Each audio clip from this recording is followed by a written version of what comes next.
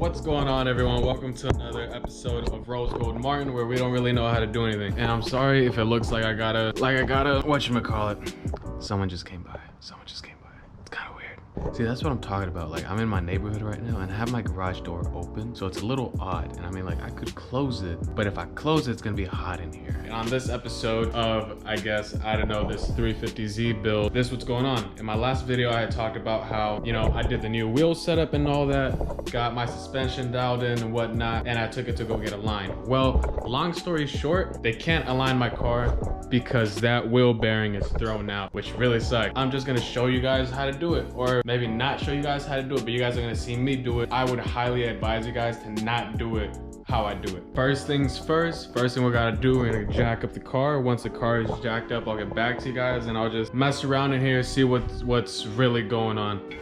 Now that the car is actually up in the air with the jack, we're gonna go ahead and put some jack stands under it for added safety, because maybe stupid, but I'm not an idiot. So we're gonna put these under there, right under the either the diff or something. I don't know, I'll figure it out once I'm under there. We'll have a jack stand under there, and the other jack stand is right here under the pinch wheel. The thing I hate, like, I need to get a new one of those, a cat, thinking in Spanish. Whatever, the thing to lift up cars, that thing. The thing to release the pressure always gets stuck. So it's always really scary to try and lower the car, because if you don't do it right, it might, you know, like, you might do a little too much and then it'll just drop on you. That wasn't that bad. That was really smooth. It was way better than the other ones that we got. And if you notice that I'm sweating because it's 8 p.m. or 9, and it's like 87, like 90 degrees outside still right now. Maybe not, but that's probably that's what it feels like. So this is the wheel bearing. This is what we're gonna be replacing today. This right here is what we're replacing, and we'll figure out how to do it once we're there. Okay, so the wheel is now off. I have my e-brake engaged, so that's not gonna wanna come off right now. But anyway, what we're trying to replace is right behind here, I think, I hope. I'm gonna disengage my e-brake. Hopefully the car doesn't fall on me or anything. I'm gonna go put some black on all the tires, because today's not the day I die. Not today, and not death by being crushed by a car for being stupid. We're back here. Now, if you notice, there's a little pin inside of here. This pin needs to come out. So does that, whatever McCall thing. Bolt? That's not a bolt. Nut. That's a nut. After that, we're gonna move on to the brakes and remove the calipers so we can take the whole rotor off, which I'm assuming should expose the wheel bearing.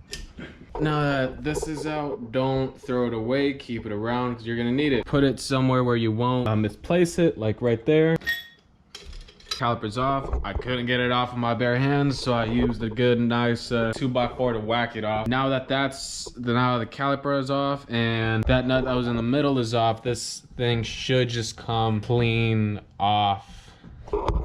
I'll be back. So right here, I took that little rubber button off. It's on right there. So inside of there's this little wheel looking thing. It has whatchamacallit, like spoke. You take a flathead, put the flathead inside of there, and you move the spokes. That lightens up the brake pads that are inside here. This is also a drum brake. So it has a brake inside that's for your e-brake. There's pressure inside of here that needs to be released. This is probably so rusted that I'm not gonna be able to take it off right now, and I'm gonna have to wait till tomorrow because it's late. I'll see you guys tomorrow, all right? What is going on, guys? It's currently the next day. I have the rotor off now. I don't know if you guys can see that. Probably not, but that isn't supposed to move like that. That's not good. That's what I was talking about last night. So yeah, just so you know, you move that thing with a screwdriver and it releases the pressure. After debating with my dad, very kindly helping me out, after debating with him for about 30 minutes, we ended up going out with my way, which was to remove the axle to have enough space in the back to be able to take out those 4 bolts. Take off the axle. You got 6 of these that you got to take out. That gives us enough clearance on that side to get those 4 bolts out. When those 4 bolts come out, the whole hub assembly should be able, or the wheel bearing should be able to come out. If it's pressed in there like a hydraulic, if it's hydraulically pressed in there, I'm gonna have to take it to one of my friends here in town who can do it for me. It was such an ordeal trying to get that out, and it's ready to just And there we go. The shop I went to wasn't able to do the, wasn't able to replace or press a new bearing. The new bearing I got for it into it, so I have to do it myself with this. All right guys, so this is how you're gonna be setting it up. I don't have the stamina to completely explain how this works, but this is how it does. So we ran into another problem. We got the wheel bearing out, but only half of it. The other half is still stuck on that, so we're gonna figure out how we're gonna remove that last bit right there. All right guys, you guys probably can't hear me because there's a dump truck over there, but we've tried a couple ways, and the last way to get it done is to try to cut it out. So wish us luck. So one thing to mention, if you guys can see me or if you guys can't, you don't need a lot of grease, just a little bit, just enough so that the hub can slide in easily. All right guys, so we have the hub and everything put back together on the actual tool that we need to put it back in. You have a plate to support the whole hub. After that, you put your wheel bearing on top of that. This is a little crooked, that should be flush right on top. Spacer or whatever this thing is called on top of that, and you just tighten everything down and it'll press your wheel bearing back into your hub. So we're gonna go ahead and do that now. There you go guys, it's all put back together. We're gonna take all the pieces off of it, put it back in the toolkit, and then it'll finally be time to put this whole thing back together. I don't think I'm gonna show that part because like I said, I'm under a time constraint, but basically everything that we did in the video already, we're just gonna do in reverse, and that's it. Car isn't here anymore. It is now over at one of the shops to go get a line.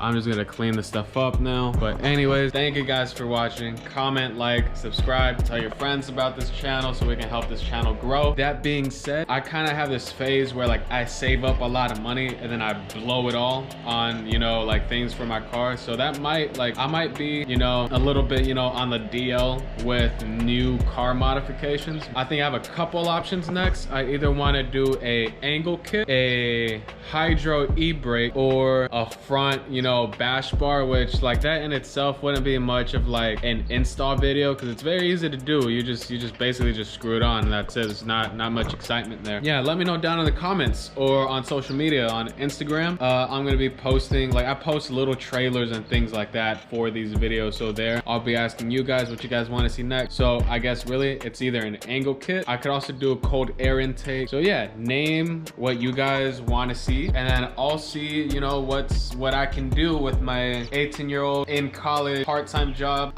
income. So anyways, you guys have yourselves a great day. Thanks again, and I'll see you guys in the next one.